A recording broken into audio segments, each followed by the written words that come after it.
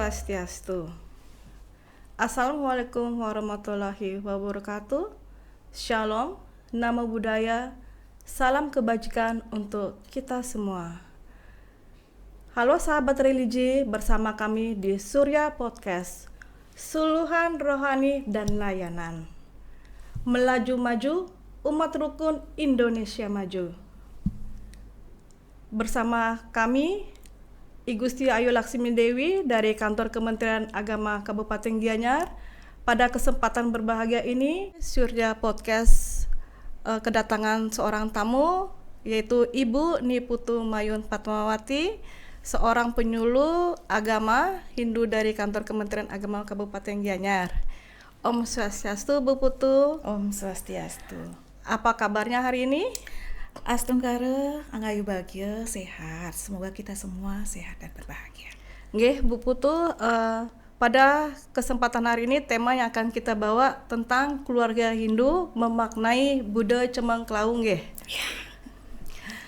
Nah, di sini Bu Putu sesuai dengan tema yang kita ambil, menurut Bu Putu sendiri bagaimanakah dengan relevan Buddha Cemeng Klau dalam kehidupan sekarang ini? Ya, terima kasih ya Bu Ayu. Terima kasih juga atas kesempatannya. Memang pada saat di penghujung bulan Juni tahun 2024 ini adalah momen yang istimewa karena umat Hindu, umat Dharma ini memperingati, merayakan yang namanya Buddha Cemeng Klau, ya, buku Klau gitu. Ini adalah satu hari yang istimewa bagi kami, ya, bagi kita umat Hindu, bahwa kita memuja Tuhan, ya, dalam manifestasi beliau sebagai Dewi Laksmi, ya. Ini adalah manifestasi yang widi, di mana Dewi Laksmi ini adalah dewi yang menganugerahkan, ya, kemakmuran, kesuburan, ya, kemudian ya harta benda, kesejahteraan untuk kita di dunia ini gitu ya. Jadi pada saat Buddha Cemeng Klau ini disebut juga dengan pemujaan terhadap Sri Laksmi atau Sri Rambut Sedana, Betara Rambut Sedana gitu ya. Jadi Betara sanding ngicenin, okay. Mule-mule, ya harta benda, bisa dibilang lah kekayaan gitu loh. Tentu saja harta di sini juga termasuk penghidupan yang layak kepada kita. Nah, sebenarnya ya khusus mengenai Buddha Cemeng Klau ini tidak ada dinyatakan, tetapi mengenai Buddha Cemeng itu ada, ya, di dalam lontar Sondarigama. Di sana di dalam lontar itu disebutkan bahwa kita, ya, memuja Betara Manik Galih gitu ya. Jadi ya intinya sama, beliau menganugerahkan kepada kita, kemudian kita tentu saja ketika sudah menerima anugerah itu kita langsung menikmati, tetapi ingat kita mempersembahkan. Ada yang nanya, ya, sering sekali ada yang nanya juga, terus saya nggak punya duit nih, gimana gitu ya. Gimana nih, apakah harus uang yang diupacarai gitu ya. Nah, di dalam Sundarigama di sana dinyatakan prakertinya aturakna wangi-wangi gitu. Jadi pada saat hari Buddha Cemeng Klau itu kita mempersembahkan, ya, mempersembahkan sesuatu yang kita miliki. Masalah Bantennya seperti apa gitu ya. Kalau Saraswati misalnya kan ada Canang Saraswati, Banten Saraswati gitu ya. Tetapi pada saat ini kita akan sesuaikan dengan Sime, Dreste, Desa Mawacara itulah, ya, dengan kebiasaan yang ada di mana kita tinggal.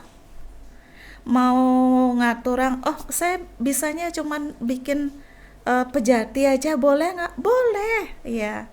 Kemudian, waduh, saya bikin ajuman aja deh, saya nggak bisa bikin itu, atau saya nggak sempet bikin gitu, mungkin ada kejadian apa gitu ya, ada keluarga sakit nggak sempet bikin, apakah saya tetap harus bikin bantennya?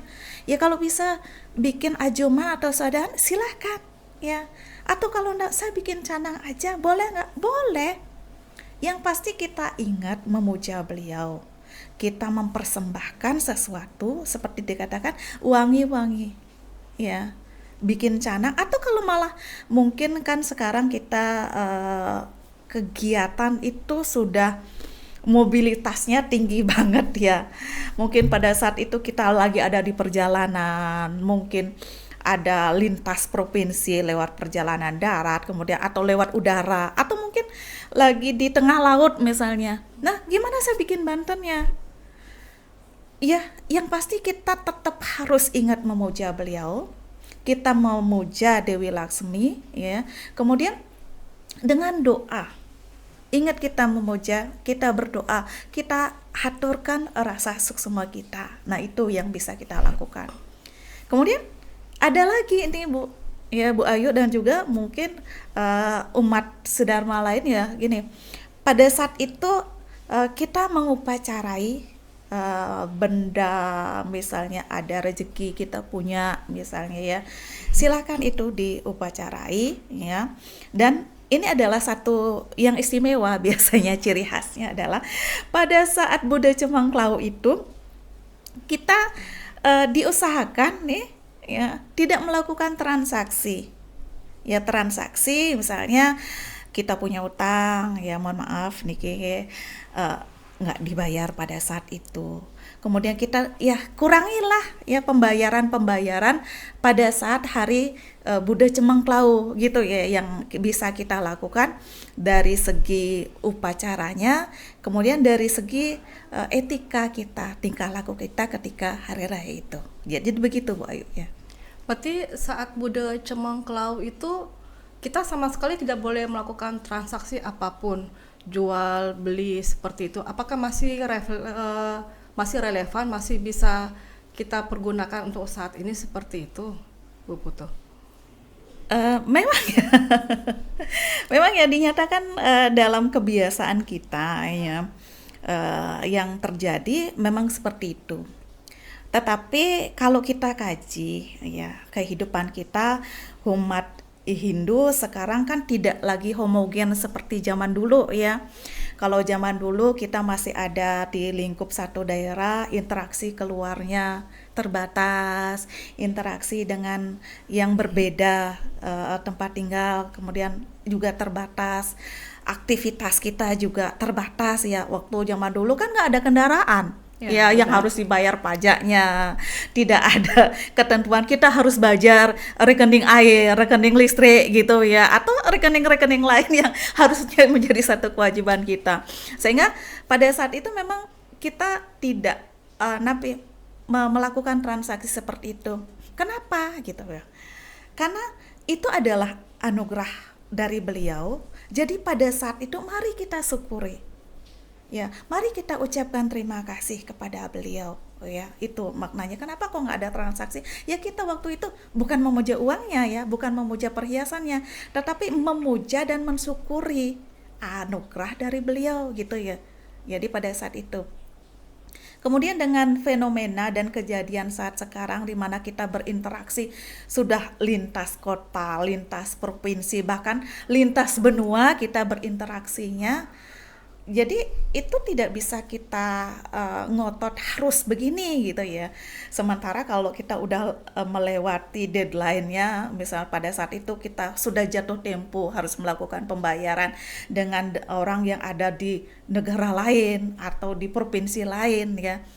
Itu kita pasti kena penalti, ada teguran gitu loh, ada sanksinya. Baik berupa denda atau teguran lisan atau malah mungkin pemutusan hubungan relasi gitu ya. Nah, mungkin yang bisa kita lakukan adalah kita menyadari seperti tadi saya katakan, apa yang kita miliki ini ya, meskipun atas nama kita misalnya ya, sertifikat atas nama saya kok, deposito atas nama saya kok, tapi sadarilah bahwa itu yang kita miliki, yang atas nama kita, beliau yang punya, gitu ya. Beliau yang memberikan kepada kita. Nah, jadi ketika kita ingin memanfaatkan, maka kita harus minta izin dulu kepada beliau. Kita harus berterima kasih lagi kepada beliau kan. Seperti dinyatakan kan dalam Bhagavad Gita. Mungkin saya sampaikan intinya saja ya Bu ya. Jadi dalam Bhagavad Gita kan dikatakan ketika kita makan makanan ya yang sudah dipersembahkan kepada beliau, ya itu adalah satu hal yang istimewa, kita mempersembahkan terlebih dahulu. Tapi jika kita menikmati sesuatu ya sebelum kita mempersembahkan, jadi hanya untuk kepentingan indria kita semata, itu kan seperti kita memakan dosa ya. Jadi kita tidak dibenarkan seperti itu. Maka dengan kejadian yang saat ini ya, seperti kata saya tadi, kita interaksinya sudah lintas-lintas semua nih Bu ya. Maka mari kita persembahkan terlebih dahulu.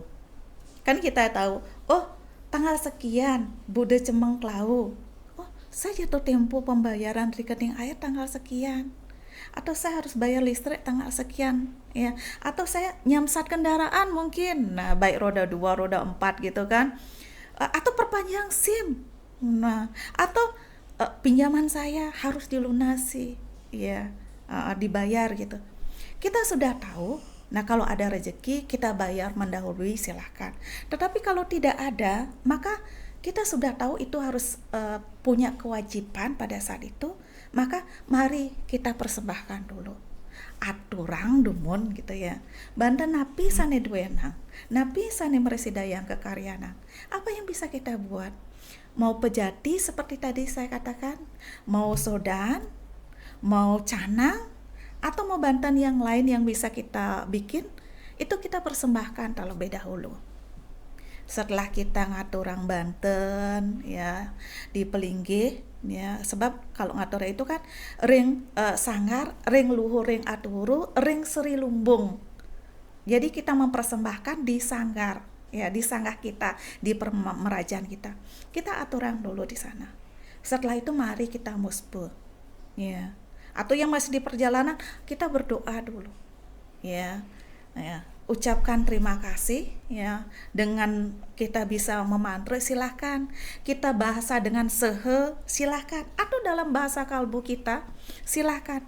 Setelah kita selesai melakukan persembahyangan keramaning sembah, atau cuman sekedar berdoa karena kendala tadi di jalan, atau mungkin ada keluarga sakit, kita masih di rumah sakit mungkin nungguin, jadi kita berdoa. Setelah itu barulah kita manfaatkan ya segala yang sudah dianugerahkan. Mau kita bayar air, mau kita bayar listrik, mau kita bayar pajak, silahkan gitu ya.